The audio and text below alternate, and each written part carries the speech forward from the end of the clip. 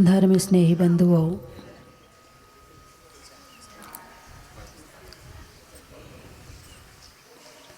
विषयों की चाह को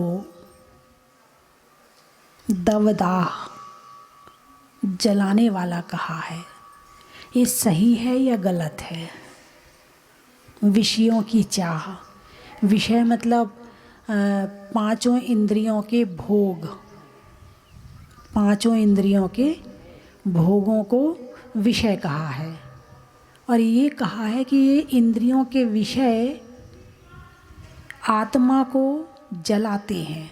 दवदाह जगति जन अरनिद झावे, अग्नि के समान जलाते हैं। ये बात सही है या गलत है?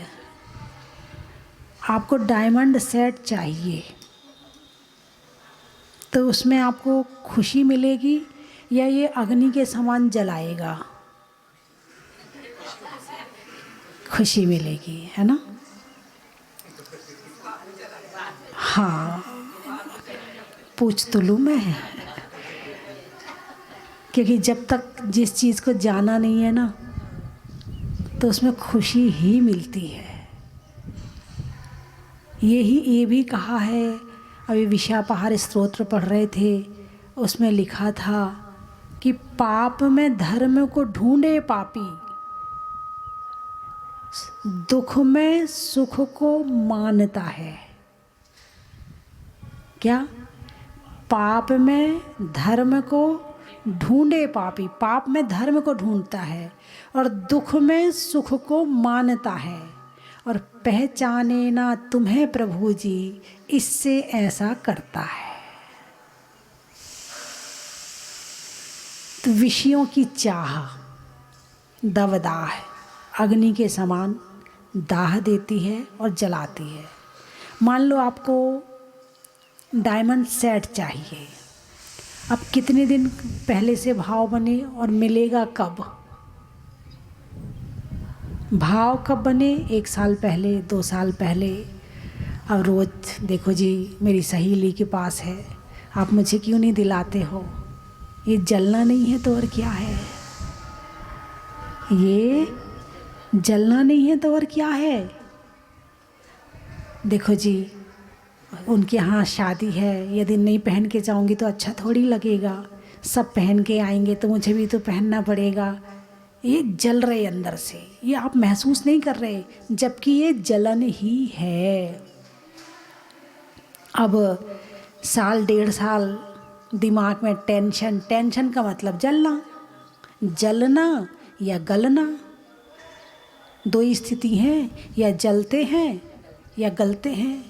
यदि कोई आप पर क्रोध करे, यदि कोई आप पर क्रोध करे तो जलते हो, और आपसे बोलना बंद कर दे तो गलते हो।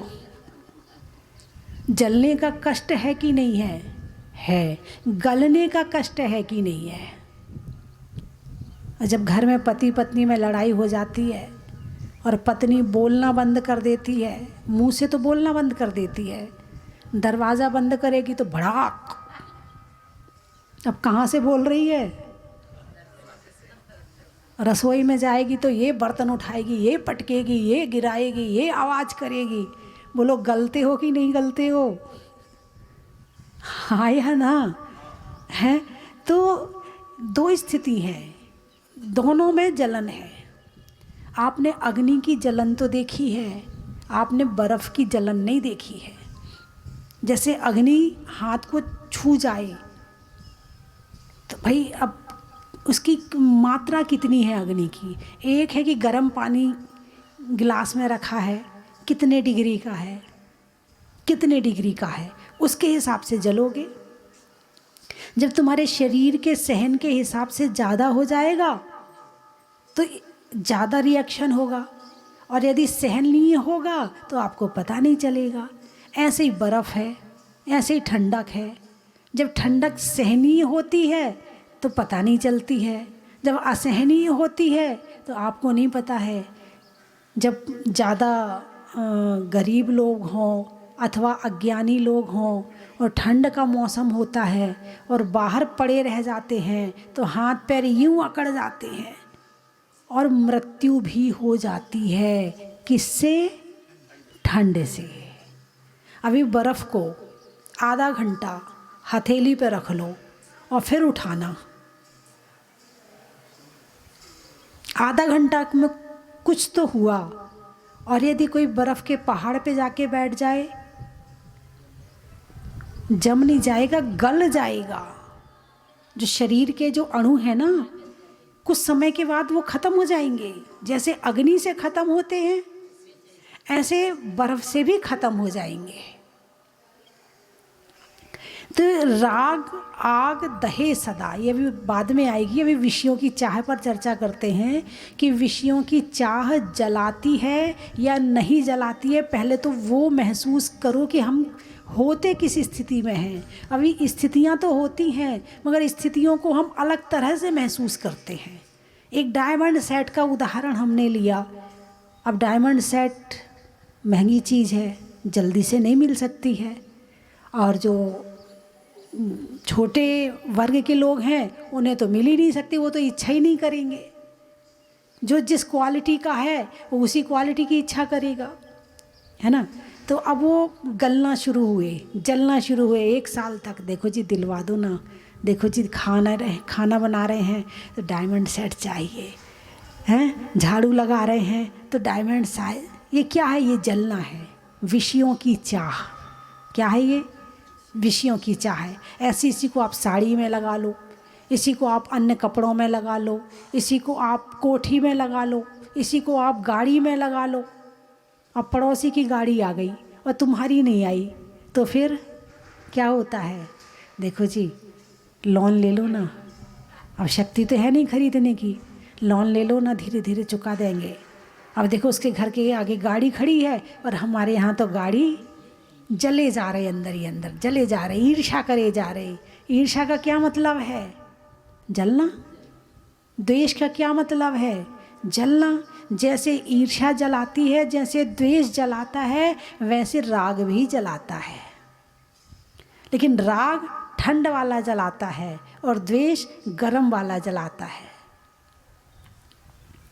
तो जैसे गाड़ी है, अब गाड़ी आ गई तो क्या जलना बंद हो गया? अरे बोलिए ना। यदि गाड़ी आ गई, पहले नहीं आई थी तो जल रहे थे, अब आ गई तो अब सामने वाले के यहाँ नहीं है, गरीब है, बेकार है, गाड़ी भी नहीं उसके यहाँ, तो मेरे यहाँ तो गाड़ी है, हाँ गाड़ी से चलेंगे ना। नहीं तुम्हें नहीं ले जाएंगे भाई, हमारी सवारी पूरी हो गई है। इतने घमंड से बोलते हैं, नहीं नहीं हम नहीं ले जा पाएंगे आपको, हमारे यहाँ सवारी भले नहीं हुई हो मगर ले जाना नहीं है। घमंड। घमंड क्या है? ये भी जला रहा है। यदि क्रोध जलाता है तो अभिमान भी जलाता है, मायाचारी भी जलाती है और लोभ भी जलाता है। जला सारे रहे हैं, लेकिन इन चारों में लगता है कि क्रोध जला रहा है, क्योंकि उसकी जो मात्रा है ना जलाने की, वो ज़रा ज़्यादा हो जाती है, और इनकी मात्रा ज़रा कम होती। अभिमान भी जलाता है। सामने वाला ज़रा अच्छा सूट बूट पहन के आ जाए, तुमसे सहन नहीं होता। बोलिए हाँ या ना। देखो अपनी चैन बाहर निकाल के रखी है, देखो कैसे जूते चमका के आया है। बोलिए आपको ठेस लगती कि नहीं लगती? जबकि उसने वो कपड़े खुद के लिए पहने हैं, आपको जलाने के लिए नहीं पहने हैं, लेकिन आप जल रहे हो कि नहीं जल रहे हो?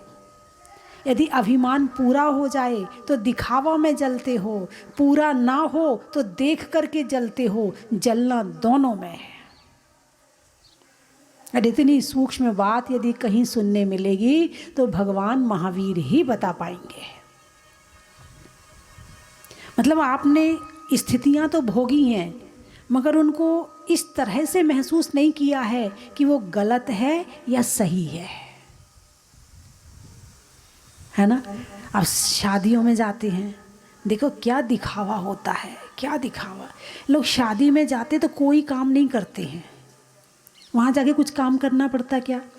पहले तो भैया फिर भी पूरा गांव इकट्ठा होता था, पूड़ी बेलने जाते थे, उनके यहाँ सामान बना, चक्की पिसवाने जाते थे, आटा पीसने जाते थे, सब काम करवाते थे।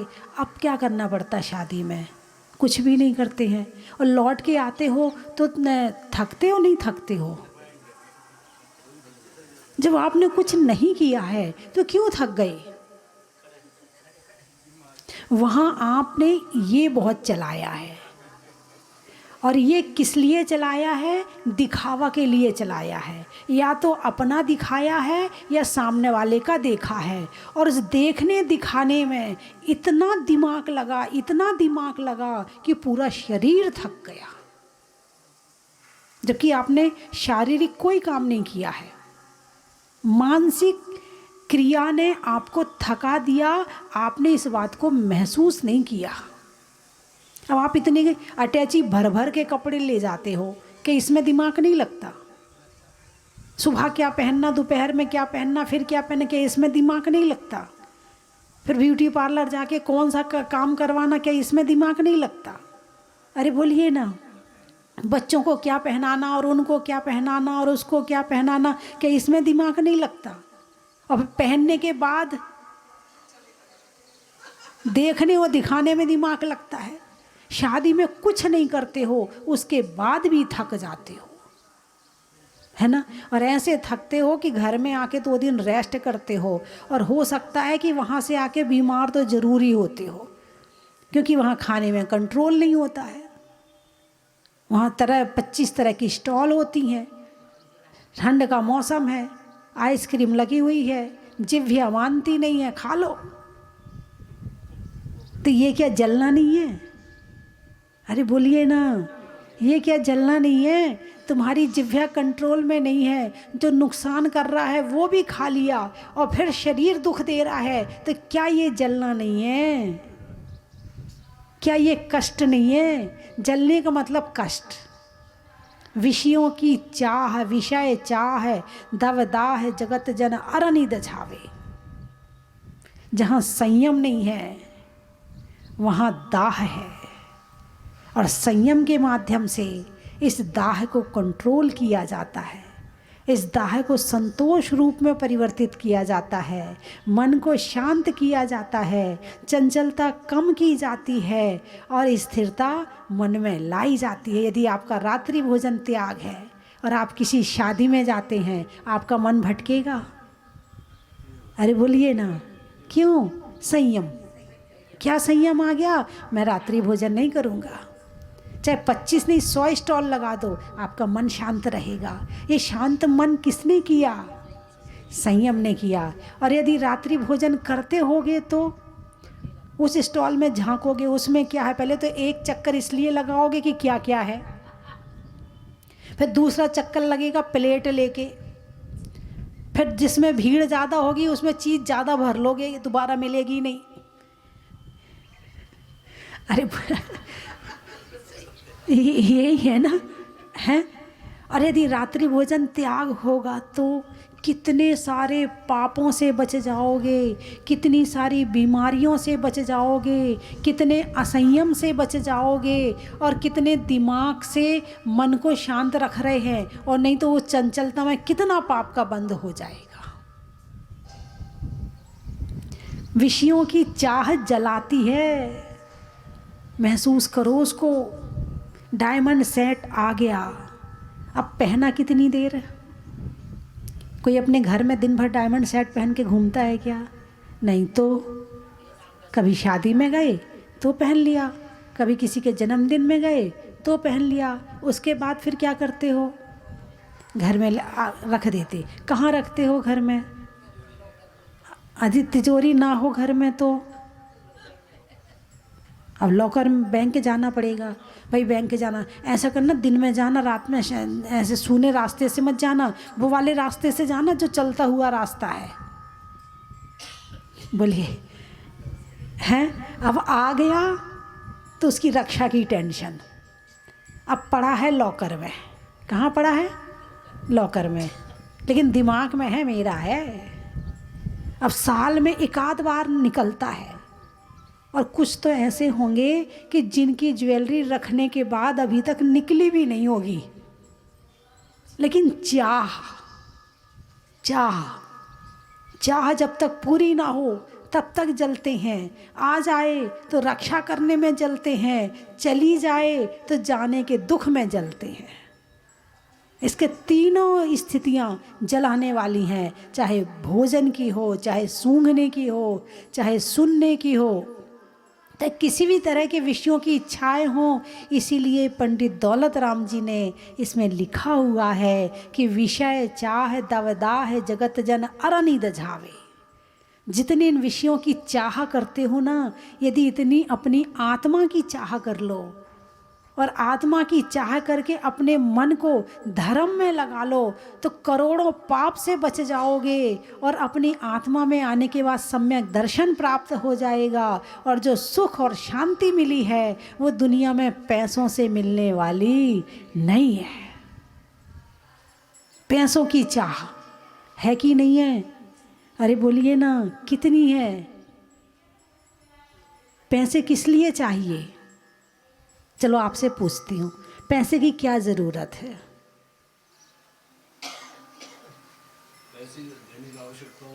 दैनिक आवश्यकताओं की पूर्ति के लिए। दैनिक आवश्यकताएं कौन कौन सी हैं? रोटी, कपड़ा, मकान, है ना? तो क्या ईमानदारी से ये दैनिक आवश्यकताएं पूरी हो सकती हैं? आराम से हो सकती है, कोई दिक्कत नहीं है। दैनिक आवश्यकताएं थोड़े पैसे में आराम से पूरी हो सकती हैं, ठीक है? पैसे किस लिए चाहिए, प्रश्न ये चल रहा है मेरा, है ना? तो पैसे इसलिए चाहिए कि जीवन जीना है।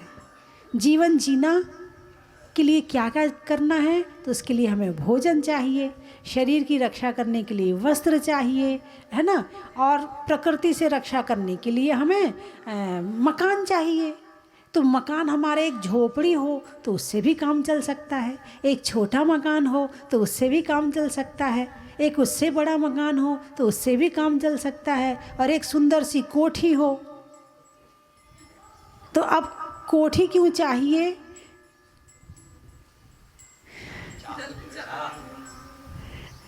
जिसकी नहीं है ना, वो बेचारा अंदर ही अंदर जलता है। मेरा भाई देखो बड़े मकान में रह रहा है और मैं देखूं छोटे से मकान में रह रहा हूँ। अंदर अंदर दोनों पति पत्नी कुड़कुड़ाते रहते हैं। किसके लिए? मकान के लिए। किसके लिए? मकान के लिए। चलो भाई, अब जैसे तैसे जुगाड़ करके ज़मीन खरीद ली। अब ज़मीन आ गई, अब पैसे चाहिए बनाने के लिए। अब बनाने के लिए पैसे नहीं है तो चलो लोन ले लेते हैं। क्या करते हैं? लोन ले लेते हैं। लोन ले लिया, अब लोन चुकाना भी तो पड़ेगा, हैं? एक भाई बोले, माता जी मुझे नींद नहीं आती है और दिमाग में परेशानी सी बनी रहती है।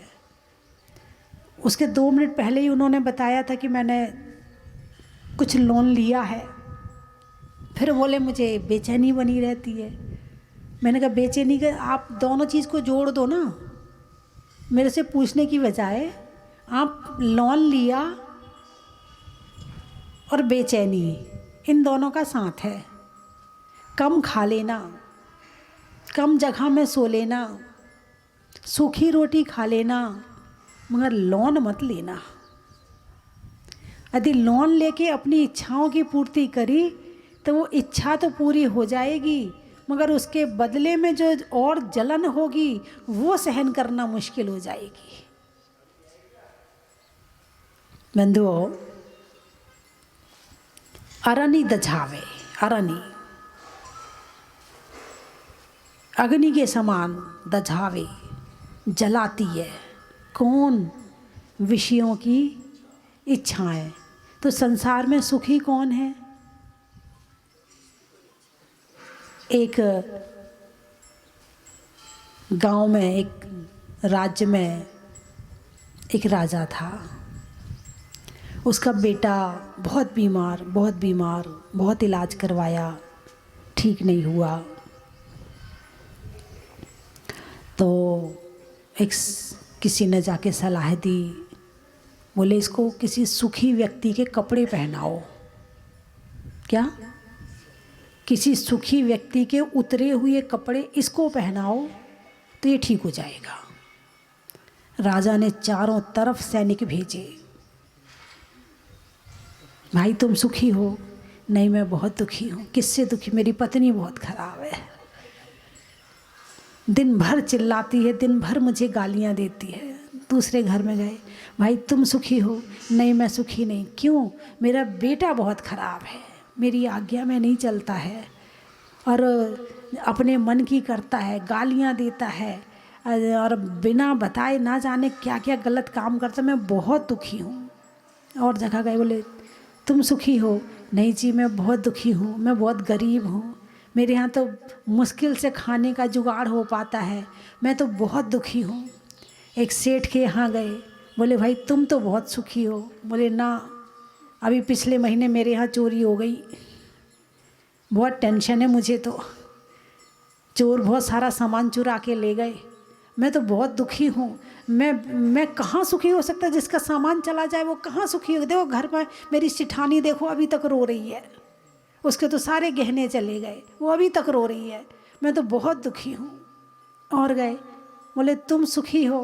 बोले नहीं, मेरी पत्नी अभी पिछले महीने ख़त्म हो गई है, मैं तो बहुत दुखी हूँ, मुझे तो अपनी पत्नी की बहुत याद आती है। और गए, बोले भाई तुम सुखी हो? नहीं, मेरे 3 बेटे थे, 3 बेटे में से मेरे 2 बेटे चले गए, तो एक बेटा तो है, उससे तो सुखी हो? नहीं, मेरे 2 चले गए, मैं उससे दुखी हूँ।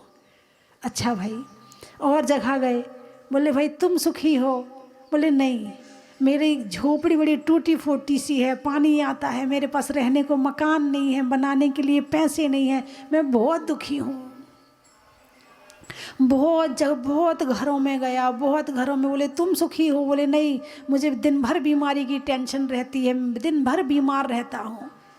और गए, बोले तुम सुखी हो? बोले मेरा पड़ोसी बहुत ख़राब है, जीने नहीं देता शांति से, दिन भर ये क्यों फेंक दिया, ये क्यों डाल दिया, ये नाली में क्यों फेंक दिया, ये दिन भर झगड़ा करता है। एक के यहाँ गए, बोले भाई तू सुखी है? बोले मैं किराए के मकान में रहता हूँ, मैं बहुत दुखी हूँ। बेचारा सारे गांव में घूम लिया।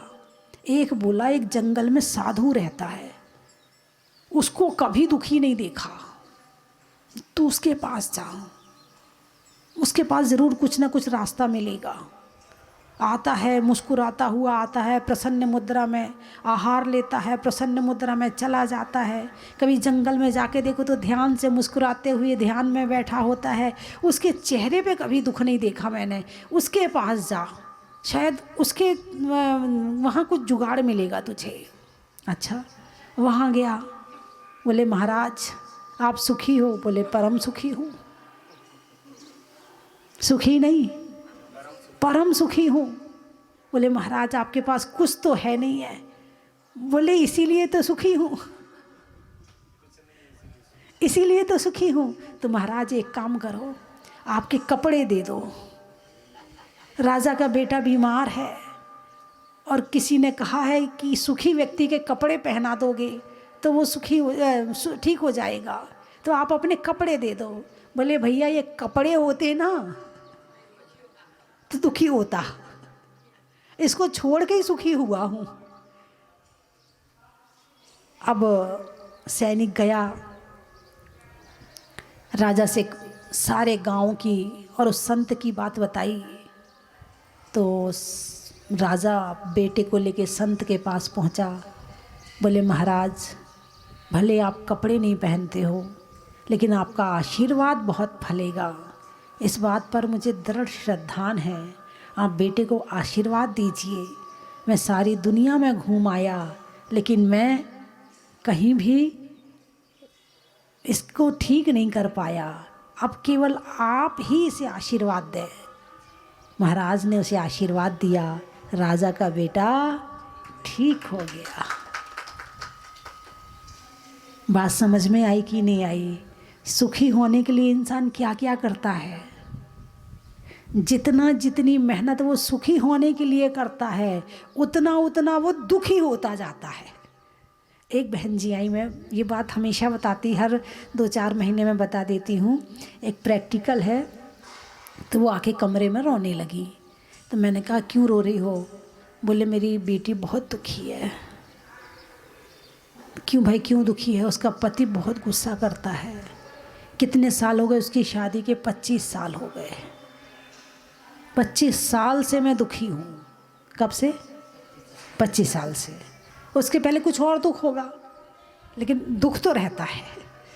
अब बोले तो अब क्यों रो रही है? अब तो 25 साल हो गए। बोले नहीं माता जी, टेंशन तो रहती है दिमाग में। मैंने कहा चलो उससे कहना वो मंदिर आया करे, प्रवचन सुना करे, तो सब ठीक हो जाएगा। चलिए मैं 3 चीज़ें बोलूँगी, आपको कहना बड़ा ही। लेने में दीक्षा का, होने में अच्छी शिक्षा का, और छोड़ने में इच्छा का। दिल्ली में इंडिया गेट का, शरीर में पेट का, और महिलाओं में डायमंड सेट का।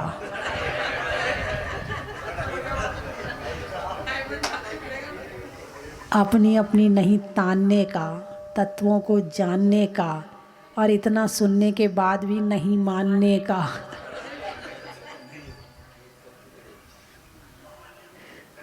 है हमें पता है ये मोह ऐसे कम नहीं होगा। जैसे एक कढ़ाई होती ना, कई वर्षों तक उसे चूल्हे पे चढ़ाओ, फिर कहो एक दिन में साफ कर दो। ये अनंत काल की कढ़ाई है, अनंत काल का मोह है। इसको घिस घिस के निकालना पड़ेगा। और भगवान महावीर का साबुन, उनका ज्ञान और उनका पानी सफाई करने का मौका भी मिला है, कर लो। शरीर में कान का, रहने में मकान का, और मिलने में भगवान महावीर के ज्ञान का।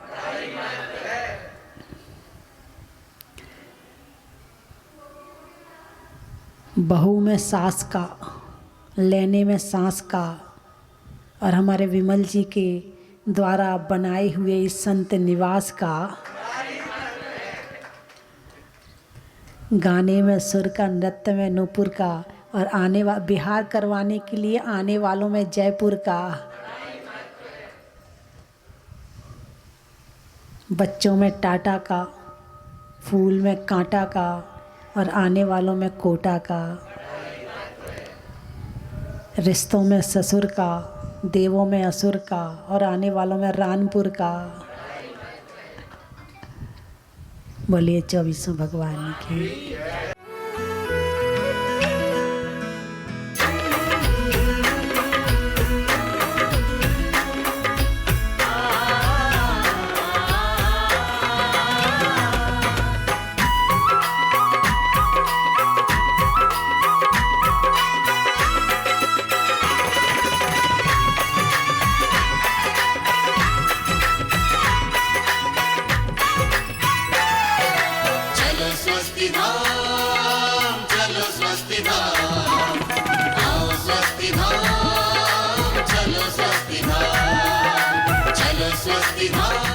जो लारिका गणनी भारत गौरव स्वस्ति भूषण माता जी की, जो लारिका संघ की। आज बड़ा सौभाग्य का पल है कि 12 वर्षों बाद हमारी गुरु माँ, जो सबके हृदय में बसती है, सरल स्वभावी है, कोटा की धरती पे जो शिक्षा की नगरी कहलाती है, धार्मिक नगरी कहलाती है, और ऐसी कोटा की नगरी में गुरु माँ का प्रवेश कल सवेरे लाल मंदिर से सवेरे 7 बजे शोभा यात्रा के साथ विज्ञान नगर दिगंबर जैन मंदिर में प्रवेश होगा। सभी जो मेरी आवाज़ सुन रहे हैं, कोटावासियों से, जहाँ जहाँ गुरु माँ के भक्त हैं, सभी से मेरा आग्रह है कि कृपया सभी माता जी के विहार में, माता जी के जुलूस में, माता जी के प्रवेश में सम्मिलित होकर धर्म ध्वजा को लहराएं और आप सभी अपना पुण्य कमाएं। इन्हीं भावना के साथ यजनैन, आज बड़ा सौभाग्य की बात है कि हमारे बीच हमारे ही भाई, मैं तो कहूँ भाई हैं, गुरु भाई हैं, मेरे मार्ग पर चलाने वाले हैं, ऐसे प्रकाश जी मोदी और सुमन लता मोदी, जो गुरु माँ के अनन्य भक्त हैं और जंगल वाले बाबा जिनमें सागर महाराज जिन्होंने पारस चैनल की प्रेरणा सूत्र हैं, उनके अनन्य भक्त हैं, वो आज हमारे बीच गुरु माँ के पास पधारे हैं। मैं चाहता हूँ प्रकाश जी मोदी 2 शब्द बोलें इस संबंध में। प्रकाश जी मोदी। साधु संतों के दर्शन मात्र से, उनके आभा मंडल के आसपास आने से ही एक अलौकिक रचना का संचार पूरे जीवन में होता है। ऐसी गणनी आरिका माँ के माध्यम से पूरे भारतवर्ष में एक अलौकिक क्रांति हुई है। एक ऐसी क्रांति हुई है कि लोग जो धर्म से भटक रहे थे, माता जी के इतना सरल स्वभाव, माता जी इतना स्नेह देती हैं अपने भक्तों को, जो भी माता जी के दरबार में आता है वो अपनी मुरादें पूरी करके जाता है। कहते हैं ना, माता जिनको याद करे वो लोग निराले होते हैं। अरे माता जिनका नाम पुकारे किस्मत वाले होते हैं। ऐसी स्वस्ति भूषण माता जी, जिन्होंने विश्व की अद्वितीय प्रतिमा, चतुर्थकालीन प्रतिमा, जो कि जहाजपुर में भूगर्भ से प्राप्त हुई थी, उसका नाम ही जहाजपुर, जहाज के ऊपर जहाज का रूप दे करके मंदिर का निर्माण किया। और वहाँ पे मुनीश्वरनाथ भगवान की वह साकारी चमत्कारी प्रतिमा, जिसके दर्शन मात्र से ही लोगों के सारे दुख कष्ट दूर हो जाते हैं। ऐसे मुनीश्वरनाथ भगवान के उस मंदिर प्रांगण में को सजाने का, संवारने का, इतनी सुंदर व्यवस्था देने का, चाहे भक्तों के लिए हो, चाहे साधु संतों के लिए हो, चाहे त्यागी वृत्तियों के लिए हो, सारी व्यवस्था माता जी के सानिध्य में अभूतपूर्व व्यवस्था चल रही है वहाँ पे। और माता जी का इतना स्नेह रहता है, हर बार ये जाते हैं तो ऐसा लगता है कि बस कब हमको जल्दी जाके माता जी के दर्शन करने का लाभ मिल जाए। जगत जननी माँ स्वस्ति भूषण माता जी का, जैसे अभी विनोद जी कोटा बतला रहे थे कि 12 वर्षों के बाद एक युग, 12 वर्षों का एक युग होता है। एक युग के बाद माता जी के चरण कोटा नगरी में पड़ने वाले हैं और विज्ञान नगर की पावन धरती पर वहाँ पे माता जी का विश्राम रहेगा। ऐसी गणनी आरिका माँ ज्ञानमती माता जी कोटा पधार रही हैं, तो हम पारस चैनल परिवार और पूरा कोटा नगर ही नहीं, पूरा संपूर्ण विश्व की जैन समुदाय माता जी के चरणों में आतुर है, उनके दर्शन को आतुर है। मैं तो कहूँगा जो भी आज तक दर्शन नहीं किया हो वो अपने जीवन में एक बार माता जी के जरूर दर्शन करना, क्योंकि इतनी सरल, इतनी अच्छी माता जी आपको कहीं भी दर्शन के लिए नहीं मिलेगी। और उनके कंठ से माँ सरस्वती विराजमान है, जब प्रवचन करती हैं तो ऐसा लगता है कि झरझर झरझर झरझर ऐसे उनकी वाणी निकल रही है, जो कि जगत कल्याण करते हुए चल रही है। ऐसी माता जी के चरणों में आज मुझे आने का सौभाग्य मिला, माता जी का मंगल आशीर्वाद मिला और माता जी के वरद हस्त कमलों से मुझे आज गंधोदक की भी प्राप्ति हो गया कि आज मैंने जीवन में पूर्व जन्म में कोई कर्म उदय में आया कि आज मुझे माता जी के दर्शन का सौभाग्य मिला। मैं तो चाहता हूँ कि माता जी आप जैसे संयम मार्ग पे आने वाले समय में इतने मुझे आशीर्वाद दो कि आने वाले समय में मैं भी संयम का मार्ग अपना करके अपने जीवन का कल्याण कर सकूं। इन्हीं भावनाओं के सामने माता जी के चरणों में वंदामी वंदामी वंदामी माता जी।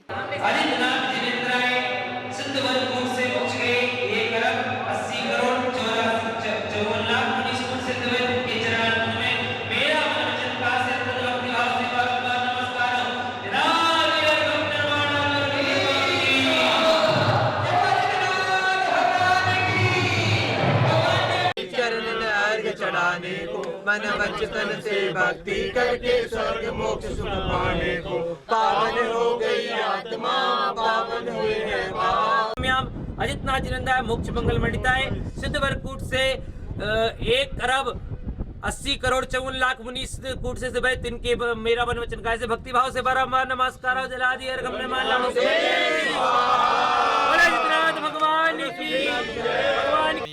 व्यवस्था बहुत बढ़िया है, लगता है कि दोबारा आते रहें। जहाजपुर वाले बाबा की जय। हमको आज ऐसा लग रहा है हम तीसरी बार आए हैं, पहले जब निर्माण हो रहा था उस समय आए हुए थे, आज ऐसा लग रहा था कि भगवान के समोसर में हम आए हुए हैं। सभी बंधुओं को जय जिनेन्द्र।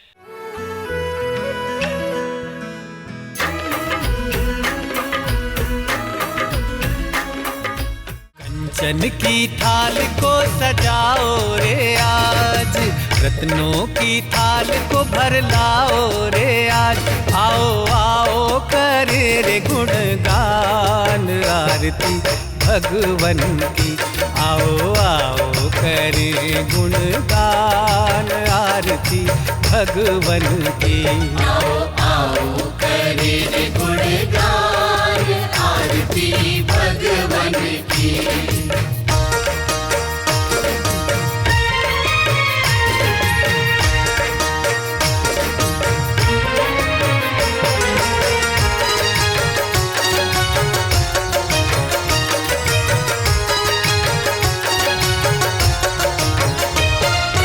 पिता सुमित्र के राज दुलारे, माँ पद्मा जी के नैनों के तारे। पिता सुमित्र के राज दुलारे, माँ पद्मा जी के नैनों के तारे।